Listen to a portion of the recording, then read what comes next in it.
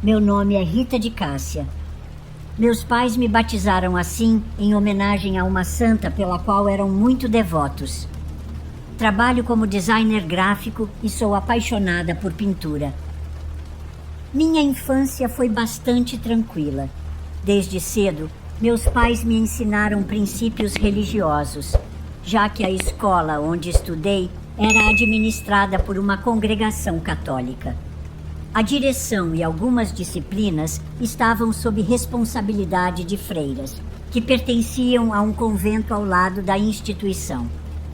A disciplina era um dos pilares daquele ambiente. Nossa rotina começava cedo, com uma missa na capela da escola. Depois, assistíamos às aulas normais e, ao final do dia, tínhamos a matéria de religião. Esse era o nosso dia a dia, sem exceções ao longo do ano. Desde pequena, algumas coisas que nos ensinavam despertavam questionamentos em mim. Eu não conseguia compreender como toda a humanidade poderia ter surgido de um único casal. Com o tempo, surgiam mais dúvidas, como o fato de nunca nos falarem sobre a teoria da evolução. Para mim, isso fazia mais sentido do que algumas das lições que a igreja pregava. A melhor parte daquele colégio foi ter descoberto meu talento para o desenho, graças à excelente professora de artes que tive. Curiosamente, ela também era freira do convento. Conforme fui crescendo, minhas dúvidas se intensificaram. Ao concluir o ensino fundamental e começar a encarar o mundo real, percebi que minhas ideias faziam ainda mais sentido. A teoria da evolução e o cenário atual, onde há liberdade de crença, me tornaram uma pessoa de pensamento mais aberto. Quando atingi a maioridade e já não podia ser impedida pelos meus pais, resolvi sair de casa. Apesar de reconhecer a boa intenção deles ao me educarem com base na religião, gostaria que tivessem sido menos rígidos em suas convicções. No fim, isso apenas fez com que eu reprimisse sentimentos e dúvidas em vez de expressá-los. Cresci sem poder conversar sobre assuntos como sexualidade e métodos de prevenção na vida adulta. Assim que me tornei independente, consegui um emprego em uma gráfica e segui estudando por mais algum tempo. Foi lá que conheci César, um colega do setor de vendas. Desde o momento em que o vi, senti uma atração instantânea. Poderia até dizer que foi amor à primeira vista. O interesse foi recíproco, pois ele se aproximou de mim logo no primeiro dia. Era evidente que a química entre nós era intensa. Pouco depois, ele me convidou para sair, e eu aceitei. Nosso primeiro encontro foi em um restaurante-bar que sempre despertou minha curiosidade. Desde pequena, quando passava em frente, admirava os murais e a decoração do lugar. Sempre me pareceu um ambiente acolhedor e encantador. No dia do nosso encontro, ao entrar lá, senti como se estivesse envolvida por uma atmosfera mágica. Foi naquela noite que experimentei vinho pela primeira vez. Não sei ao certo quantas taças bebemos, mas o suficiente para perdermos a noção do tempo. Só percebemos que era tarde quando os funcionários avisaram que o restaurante estava prestes a fechar. Eu estava tão embriagada que me senti confortável para convidar César para minha casa.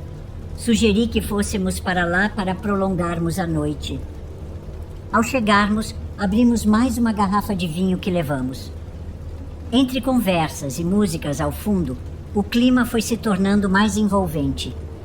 Aos poucos, César se aproximou e eu me deixei levar. Não sabia ao certo o que fazer nem como agir. Porém, meu instinto e a condução dele me guiaram e tudo aconteceu naturalmente. Sinceramente, por conta da criação que tive, meu conhecimento sobre educação sexual era quase nulo. Não tomei nenhum tipo de precaução.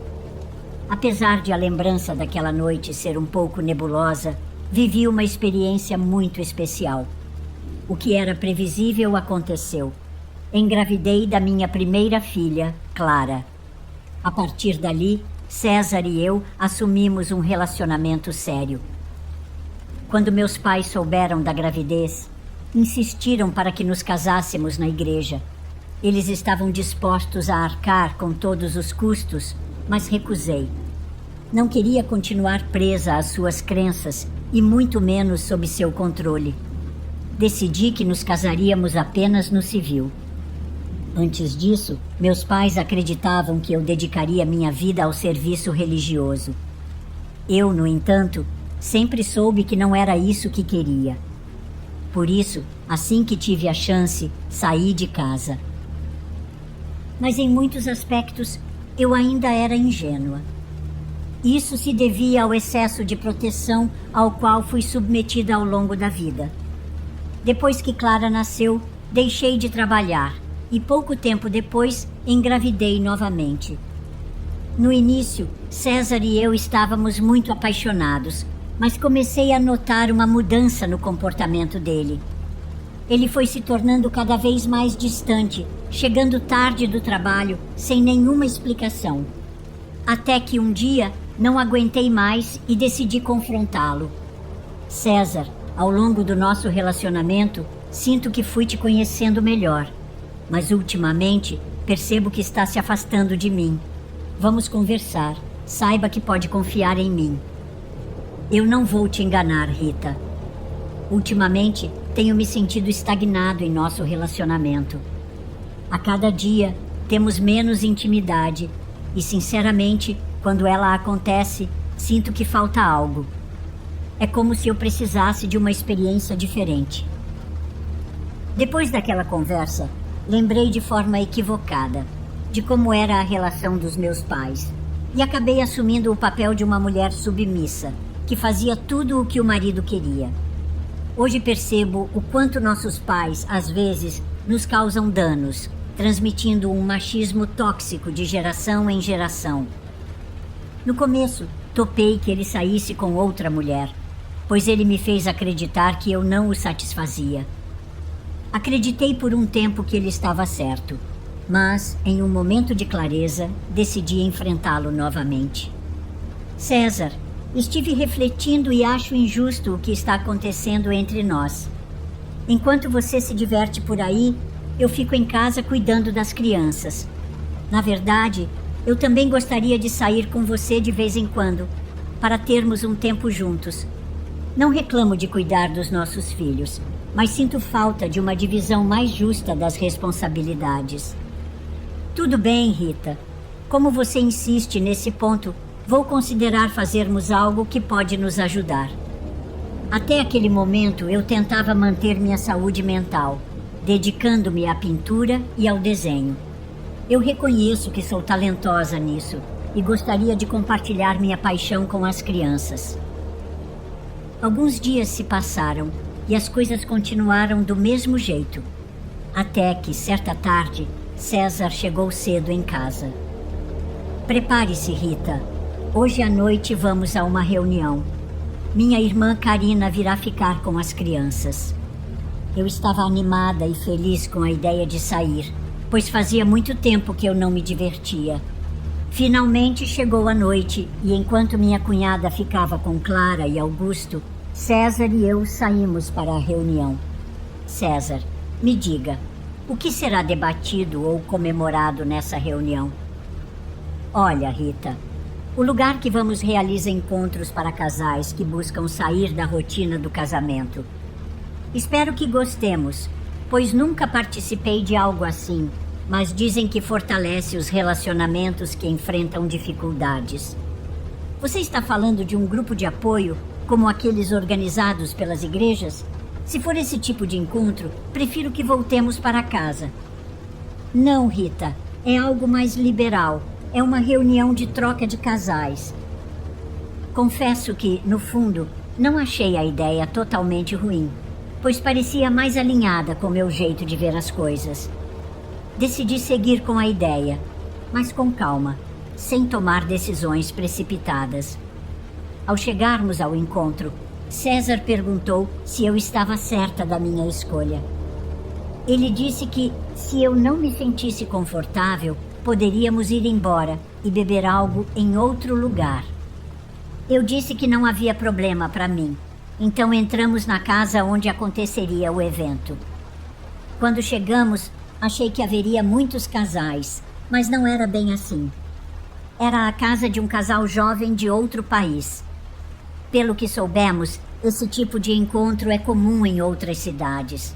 Eles eram muito atraentes e desde o início nos receberam de forma calorosa e simpática. César os tinha contatado por meio de uma página de swingers no Facebook. Naquela noite, bebemos bastante e depois de conversar um pouco, fomos nos soltando. Eu pensei que nada iria acontecer, pois tudo parecia muito tranquilo. As conversas não se tornaram mais intensas, mas quando César e eu estávamos prestes a ir embora, a mulher do casal convidou César a seguir com ela. Então fiquei sozinha com o marido dela. De repente, as coisas começaram a acontecer. Quando César voltou do quarto com aquela mulher, ele me observou enquanto estava com o homem e percebeu que o problema de intimidade não estava comigo. A química entre mim e aquele estrangeiro era evidente. Não sei por quanto tempo César nos observou, mas acredito que tenha sido tempo suficiente para perceber que a química estava muito boa entre nós. No momento seguinte, ele saiu correndo da casa e assim que pude, também fui embora e fui atrás dele. A partir dali, as coisas com César começaram a desandar. Era claro que ele não suportava me ver com outra pessoa. Senti que, a cada dia, ele ficava mais amargurado até que, de repente, ele foi embora de casa, querendo levar os filhos. Ele não parava de me xingar de vários nomes, dizendo que eu não merecia minha família. Que hipócrita ele era, já que ele mesmo havia feito aquela proposta. O que eu poderia fazer com os traumas e obsessões que ele não sabia lidar, além do seu egoísmo?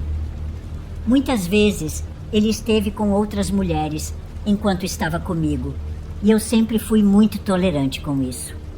Ele saiu de casa, entrou com o pedido de divórcio, e o pior foi que levou as crianças.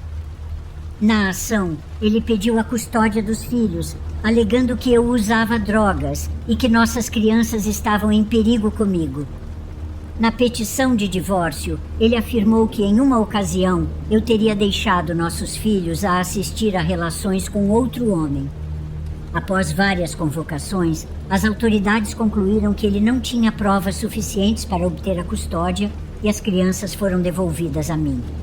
Contudo, essa situação não perdurou, pois ele entrou com um recurso para que as autoridades determinassem que ele ficasse com a custódia. Sempre que eu tentava ver os filhos, ele os mandava para outro local, para que eu não pudesse tê-los por perto.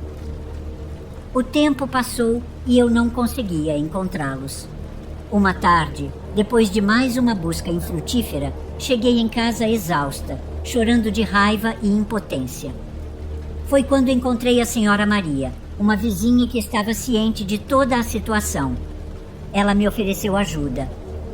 Veja como você está, Rita. Por que não vai até a minha casa? Tenho um chá que pode te ajudar a relaxar. Deixe-me dar uma olhada em você. Talvez o que você precise seja uma limpeza, mas primeiro, permita-me te examinar. Agradeço, Maria, mas agora o que mais quero é resolver tudo pela via legal. Considere, Rita, realmente me preocupo com você. Se algum dia precisar de minha ajuda, já sabe onde me encontrar. Como disse a senhora Maria, eu estava determinada a resolver a situação legalmente.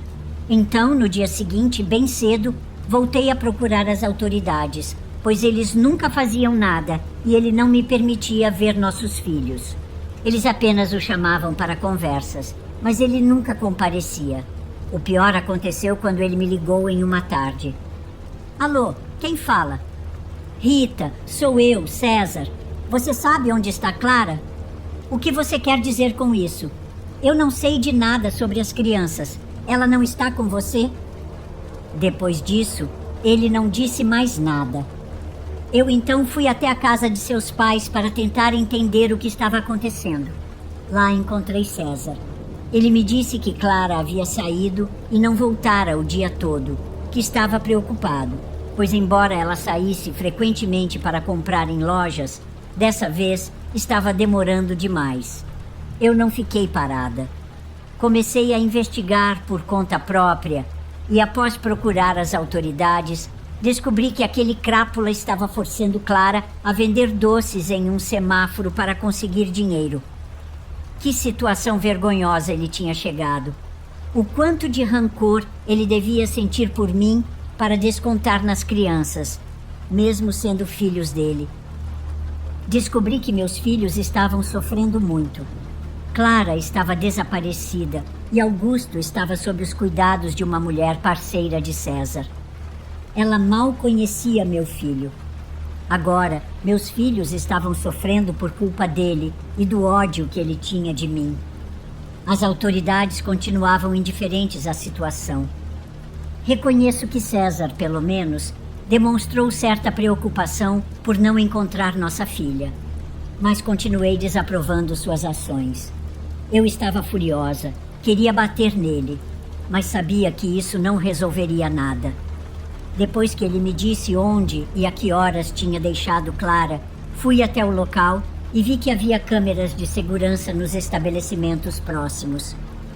Em um desses comércios, após explicar a situação, conseguimos ver que, pouco depois de César deixar Clara, um homem a abordou e a levou pela mão, caminhando pela avenida. Consegui algumas imagens do homem e, em seguida, perguntei por várias lojas da área se o conheciam. Felizmente, era um vizinho que frequentava aqueles locais. Assim, conseguimos achar seu endereço. Tudo indicava que ele era uma pessoa boa, que queria ajudar minha filha, já que as condições de César não eram adequadas para uma criança como Clara. Como podem ver, tudo o que fizemos para encontrá-la foi por minha conta. Ao questionar aquele homem sobre o motivo de sua atitude, ele alegou que Clara estava sendo maltratada. E, embora isso fosse verdade, ele não deveria ter agido daquela forma. Infelizmente, mesmo com tudo o que aconteceu, César não permitiu que Clara voltasse comigo. Ele a levou de volta, mas agora eu pelo menos pude ver meus filhos e notei o quanto estavam negligenciados. Fiquei furiosa. Quando percebi que as autoridades nunca me ajudariam, ficou claro que eu teria que tomar uma atitude sozinha. Foi então que lembrei da oferta de ajuda da senhora Maria. Já havia esgotado todas as opções legais e fui até ela. Boa tarde, senhora Maria. Finalmente decidi vir até a senhora para ver se pode me ajudar. Entre, Rita. Vejo quanto você tem sofrido. Posso ver isso em seu rosto. Sente-se e tente relaxar um pouco. A senhora foi até a cozinha e voltou com uma xícara de chá. Ela usou algumas ervas que me acalmaram, o que me trouxe uma melhora instantânea, como ela mesma disse que seria. Foi nesse momento que ela me perguntou que tipo de ajuda eu gostaria dela. Como você se sente, Rita? Eu gostaria que, com mais calma, você pudesse conversar melhor comigo. Quero saber o que você realmente deseja. Posso ajudá-la a recuperar seus filhos e, além disso, posso ajudá-la a se vingar daquele homem que tanto te fez sofrer. Agora que mencionou Senhora Maria, realmente queria que esse homem sofresse e pagasse pelo que fez. O que ele tem feito com meus filhos é imperdoável e a cada dia que passa, perco mais a esperança de que a justiça tome uma atitude. Parece até que ele tem a lei sob seu controle. Então vou aceitar sua proposta. E me diga, você realmente acredita que pode me ajudar? Claro que posso, Rita. Confie em mim. Vou fazer um trabalho bem forte contra esse homem, porque não podemos permitir que ele continue descontando suas frustrações em 2 inocentes. A senhora Maria pediu que eu levasse uma foto de cada um dos meus filhos, além de uma de César. Também precisava de algumas roupas e 3 velas. 2 vermelhas e uma preta. Fui rapidamente a um mercado perto de casa e comprei as velas que ela pediu. Passei em casa para pegar as fotos e voltei para a casa da senhora Maria. Você conseguiu tudo rápido, Rita. Entendo a urgência em recuperar seus filhos. Deixe tudo comigo. No dia seguinte, bem cedo, voltei à casa da senhora Maria. Quando ela abriu a porta, parecia exausta e comentou que quase não dormiu, pois passou a noite toda orando pelos meus filhos e preparando um trabalho forte contra César. Ela me disse que era só uma questão de tempo até ele começar a pagar pelas consequências de seus atos. Ela ainda mencionou que as coisas estavam se encaminhando para que eu recuperasse meus filhos e que ela havia colocado uma proteção neles para que ninguém pudesse prejudicá-los. Me deu 2 colares com proteção e pediu que eu os colocasse neles assim que pudesse. Fui até a casa deles, mas ninguém me atendeu. Desesperada e sem respostas, precisei voltar para casa, muito triste e frustrada por não ter conseguido fazer nada naquele dia. No entanto, na manhã seguinte, bem cedo, recebi uma ligação. Era a irmã de César. Ela pediu que eu fosse ao hospital imediatamente, pois César havia sido internado na emergência e ela estava com as crianças, mas não poderia cuidar delas devido a outros compromissos urgentes. Perguntei o que havia acontecido e ela me disse que me explicaria pessoalmente. Fiquei muito assustada, sem saber se meus filhos estavam bem, e fui direto ao hospital. Quando cheguei, vi meus filhos à distância. Corri até eles, os abracei e beijei, com lágrimas nos olhos. Eles também estavam com saudade de mim. Pareciam em péssimo estado. Era claro que tinham sofrido durante esse tempo todo. Após o reencontro, coloquei imediatamente os colares que a senhora Maria havia feito. Isso me deu um pouco mais de tranquilidade, pois agora estavam ao meu lado e bem protegidos. Nunca mais deixaria que nos separassem. Só se fosse sobre meu cadáver.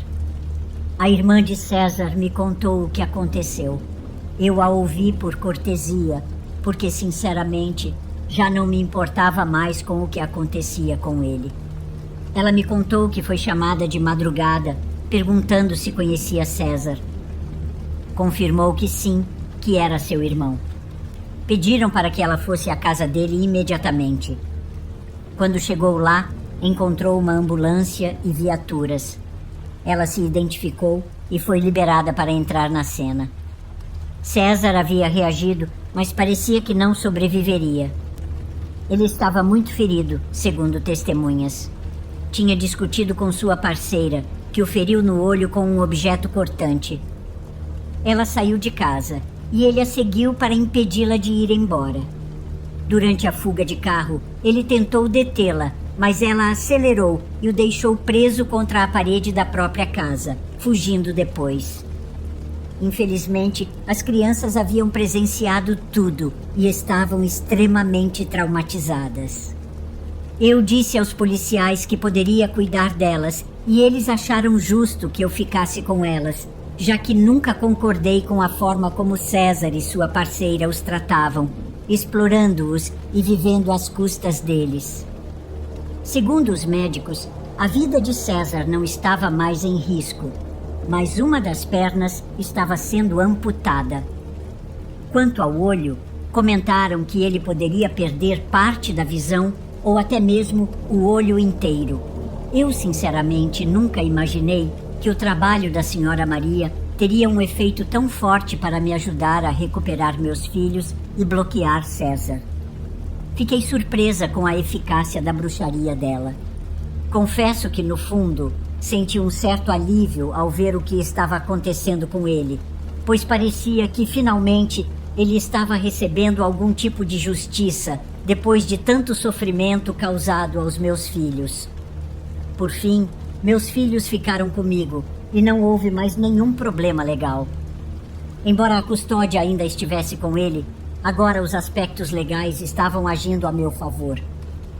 Algum tempo depois, enquanto levava meus filhos ao cinema, Vi um homem caído na calçada pedindo esmolas. Quando o reconheci de longe, era César. Mudei meu caminho para que meus filhos não o vissem naquele estado. Não tenho certeza se eles o reconheceriam, mas preferi não correr o risco. Já havia traumas suficientes pela experiência que passaram e eu não queria causar mais uma decepção.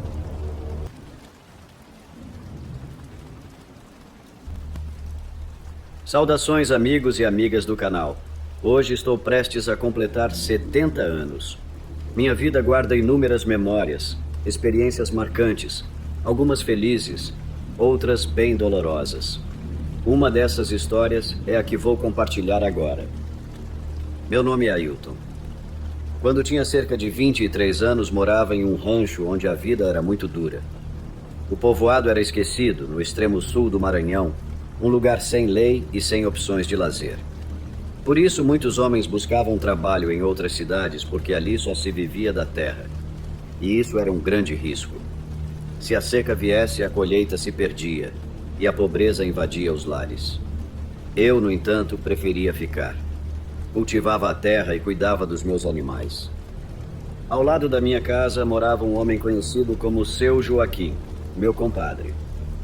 Ele era famoso no povoado porque tinha o único comércio da região. Ninguém competia com ele, então estava sempre ocupado. Mas talvez vocês se perguntem como nos tornamos compadres. Vou explicar rapidamente. Joaquim era casado e eu, apesar de jovem, era muito sensato. Quando eles tiveram um filho, Jean, me pediram para ser padrinho, pois confiavam muito em mim.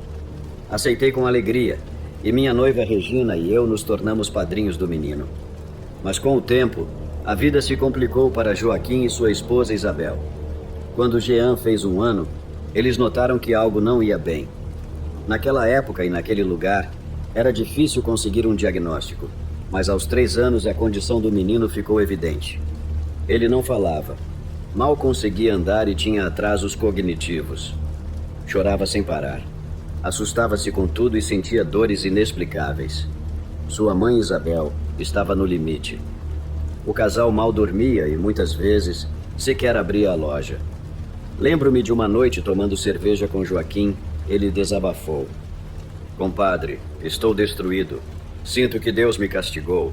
Não sei que pecado cometi, mas estou vivendo um inferno. Isabel está exausta e diz que quer ir embora. Tentei animá-lo, mas suas palavras viraram realidade. Poucas semanas depois, numa noite de discussão, Isabel pegou suas coisas e foi embora chorando. Nunca mais voltou. A partida dela dilacerou Joaquim, que teve que assumir sozinho os cuidados com Jean. Em meus dias livres, ajudava na loja para que ele descansasse. Com sorte, conseguiu pagar alguém para cuidar do menino por algumas horas. Mas a situação seguia exaustiva. Jean chorava a noite toda, e ninguém sabia como aliviar seu sofrimento. Nos momentos de calmaria, o menino também sentia falta da mãe. Eu compreendia perfeitamente o tormento que meu compadre enfrentava. Infelizmente, essas batalhas fazem parte da vida de muita gente. Quem pode dizer se são provações divinas ou castigos? Isso nunca saberemos. O que eu sabia era que meu compadre, do jeito que conseguiu, enfrentou tudo. Sempre cuidou do pequeno Jean. Jamais fugiu de sua responsabilidade. Embora se queixasse com frequência, eu entendia. Ele levava uma vida muito dura, mas eu o admirava, porque nunca abandonou o filho. Jean sempre esteve sob seus cuidados, e ele assumiu essa missão com firmeza. O tempo passou, eu já tinha 35 anos, e meu compadre Joaquim, 50. Jean havia crescido, mas suas limitações mentais o impediam de levar uma vida comum. As crianças e jovens zombavam dele, e o pobre rapaz sofria bastante. Ele não compreendia o mundo ao seu redor, e muitos tinham medo dele. Eu gostava muito de Jean, então o defendia e cuidava. Às vezes saíamos para caminhar, ou eu o colocava em um cavalo para passear. Ele não tinha culpa de ter nascido assim. São coisas que simplesmente acontecem.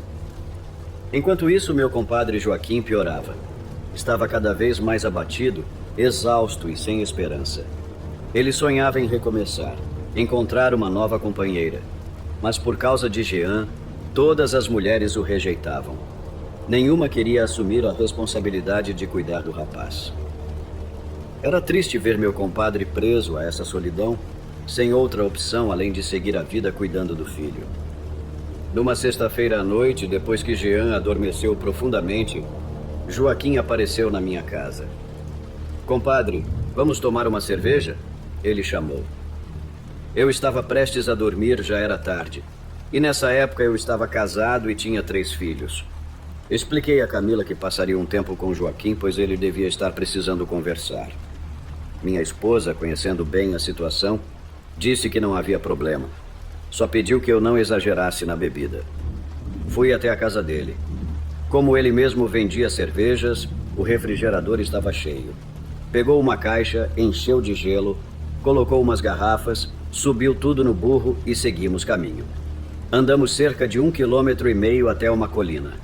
Lá, descemos as cervejas, sentamos em algumas pedras e começamos a conversar. "Me preocupa você me chamar assim no meio da noite", eu disse. "Mas estou aqui, pode falar." Joaquim estava visivelmente triste, cada vez mais acabado. "Compadre, estou cansado. Tem sido muito difícil cuidar do Jean.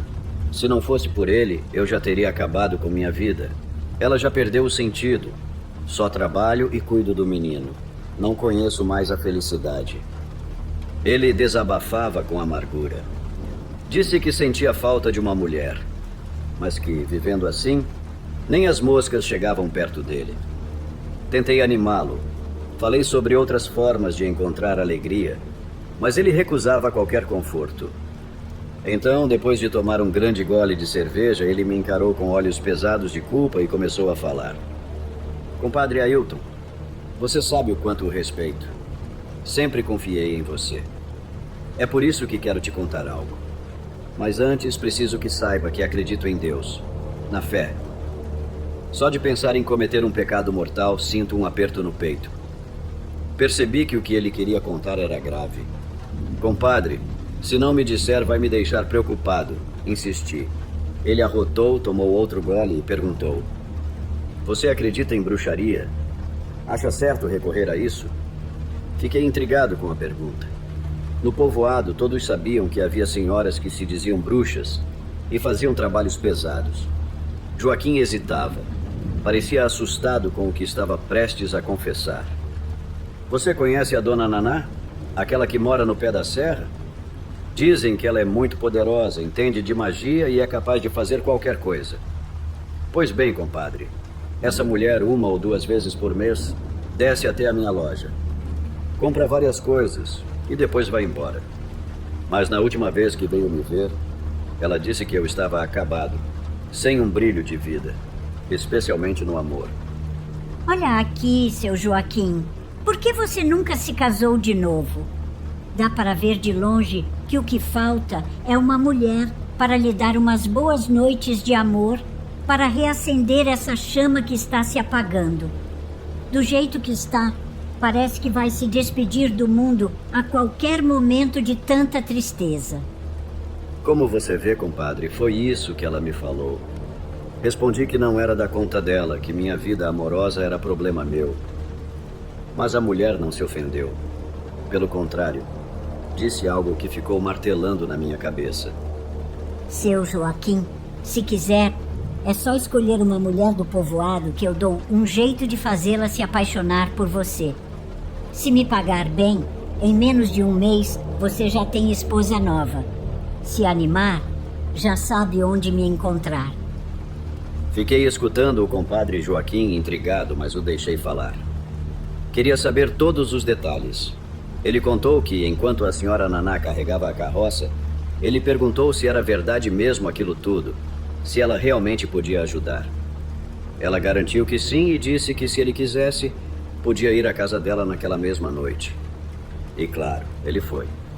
Disse que a mulher o recebeu bem e que o que aconteceu depois é o que o deixou nesse dilema. "Compadre, não sei se fiz besteira, não sei onde me meti." Fiquei chocado com o que Joaquim contava. Nunca imaginei que ele pudesse recorrer a algo assim, mas o desespero nos empurra para lugares inesperados. Com curiosidade e medo, perguntei o que tinha acontecido lá dentro. Ele disse que Naná o deixou sentado enquanto dava comida aos netos. Depois, o levou para um quarto escuro, iluminado por 3 velas.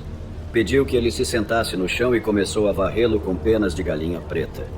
Acendeu ervas para fazer uma limpeza espiritual. Em seguida, pediu para ele tirar toda a roupa. Constrangido, mas decidido, ele obedeceu. A mulher trouxe um balde com água, colocou algumas coisas dentro. Ele não viu bem o que era, pois estava escuro. Pediu que ele pensasse na mulher que queria conquistar e repetisse o nome dela 7 vezes, em voz alta. Depois fez ele esperar e repetir mais 7 vezes, enquanto ela o borrifava com a água do balde. Quando terminaram, ela lhe deu uma manta para se cobrir e o trancou no quarto. Disse para fechar os olhos, pois os espíritos decidiriam se ele era digno de receber o favor. Estavam fazendo um amarre de amor na moça que ele escolheu. Escutei aquilo com o coração disparado. Sabia que a senhora Naná tinha fama de bruxa, mas ouvir os detalhes do ritual era arrepiante. A curiosidade me venceu e perguntei quem era a mulher que ele queria amarrar. Meu compadre ficou calado, envergonhado, mas acabou confessando. Você conhece a filha da dona Simone? A Luciana? Dizem que já está ficando pra titia só porque passou dos 30, pois foi para ela que fiz o feitiço. Ela é bonita, nunca se casou e ninguém a olha mais por causa da idade. Eu já tenho 50, mas ainda dou conta do recado. E além disso, posso dar estabilidade para ela. Seria uma troca justa. Ela ganha um marido e eu, uma mulher. Fiquei perplexo com a história. Por um instante achei que ele tinha perdido a cabeça. Mas pelo menos escolheu uma mulher decente, porque havia muita moça doida no vilarejo. No fim, saí daquela conversa sem saber se ria ou se rezava pelo compadre Joaquim. Naquela região que morávamos, os homens partiam para outros lugares. Restavam poucos por ali. E os que ficavam se divertiam com uma e outra, fazendo com que todas brigassem por eles. O caso de Luciana era particularmente triste e peculiar. Ela era belíssima, e na juventude ainda mais. Mas aos 16 anos, estava prometida a um rapaz do vilarejo que foi para outro estado, jurando voltar para lhe dar uma vida melhor. No entanto, isso nunca aconteceu. Dizem que ele encontrou uma outra mulher e, mesmo assim, continuava alimentando as esperanças de Luciana. O sujeito era um canalha, e só quando já era tarde demais, contaram a verdade a Luciana. Um primo dela, que tinha se mudado para trabalhar, conheceu o tal rapaz e revelou tudo. Depois disso, Luciana perdeu a fé nos homens, preferindo viver sozinha com a mãe. Embora achasse absurda a ideia do meu compadre, eu torcia para que ele e Luciana fossem felizes. Naquela noite, depois de bebermos bastante, voltamos para casa, e ele apenas pediu que eu guardasse segredo. E claro, ele já conhecia bem minha discrição. Os dias passaram e comecei a notar Luciana comprando cada vez mais na loja do compadre, carregando sacolas cheias, algo raro, já que ela mal comprava o essencial. Percebi então que ele já estava conquistando-a, porque às vezes ficavam horas conversando. Um dia o compadre me pediu para ajudá-lo na loja. Fiquei cuidando a loja para ele, e ele saiu radiante, levou o Jean para uma vizinha cuidar, subiu na caminhonete e partiu com Luciana. Para onde? Ninguém sabia, mas certamente para ficarem a sós. Antes que o vilarejo descobrisse, o compadre me contou que Luciana era oficialmente sua namorada. Lembrei-me imediatamente do feitiço que ele fez, mas apenas o parabenizei e desejei felicidades. Ele disse que queria formalizar a relação, casar-se com Luciana, levá-la para casa e dar-lhe uma vida digna. E claro, umas boas noites de prazer, pois Luciana, segundo ele, só aceitaria isso após o casamento, por acreditar que seria pecado antes. Eram crenças enraizadas no vilarejo, bem diferentes das de hoje. Não sei se é bom ou ruim, mas cada caso é único. Poucos meses depois, o compadre nos convidou para sermos padrinhos. Aceitamos e fomos à cerimônia e à festa. A única tristeza foi que não tiveram lua de mel, pois ele não podia fechar a loja. Passaram a noite de núpcias em casa mesmo. Viviam a fase mais intensa do casamento. O compadre dizia querer outro filho, um herdeiro para a loja e as terras, já que Jean, devido à sua deficiência, não poderia assumir esse papel.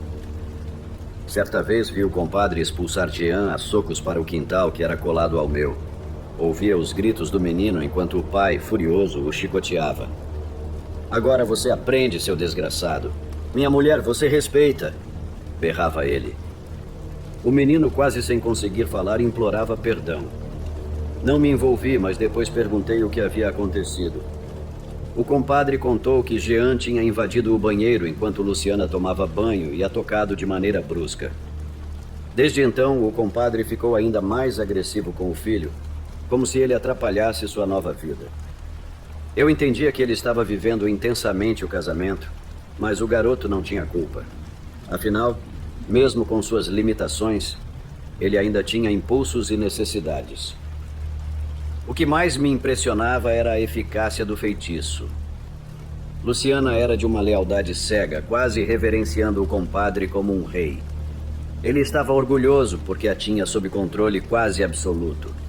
E digo quase porque, apesar da magia ser poderosa, a natureza humana sempre encontra brechas. A devoção de Luciana acabou trazendo prestígio ao compadre, e com isso, outras mulheres do vilarejo começaram a vê-lo com outros olhos. Assim, o homem recém-casado virou assunto entre as mulheres. Meu compadre Joaquim estava em alta, e todos sabiam disso.